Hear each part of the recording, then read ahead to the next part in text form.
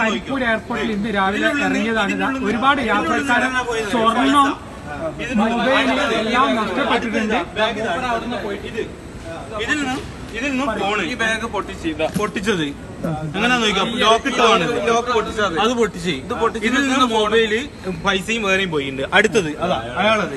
ഇയാളത് എന്താ പോയിട്ടുള്ളത് എന്ന് വെച്ച് കഴിഞ്ഞാല് ഗോൾഡ്, പാസ്പോർട്ട്, വേറെ എന്തെല്ലാന്നുള്ളത് ഇതാ കൊറേ പേപ്പേഴ്സ് പോയി, ഗോൾഡ് പോയി. അവസ്ഥ ഇതാണ്. പിന്നെ ഒരു ടിസോട്ടിന്റെ വാച്ച്, ടിസോട്ട് വാച്ചും അതിന്റെ ഇടയിൽ വേറെ എന്തെല്ലാം ഉള്ളത് നമുക്കറിയാൻ പറ്റും. ഇന്ന് രാവിലെ കരിപ്പൂർ എയർപോർട്ടിൽ നടന്നതാണ്.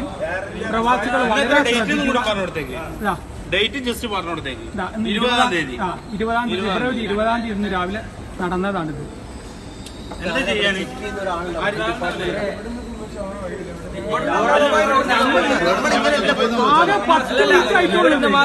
കാരണം അവിടുന്ന് 5 മിനിറ്റ് മുമ്പ് ലഗേജ് കേട്ടുന്ന 5 മിനിറ്റ് അല്ല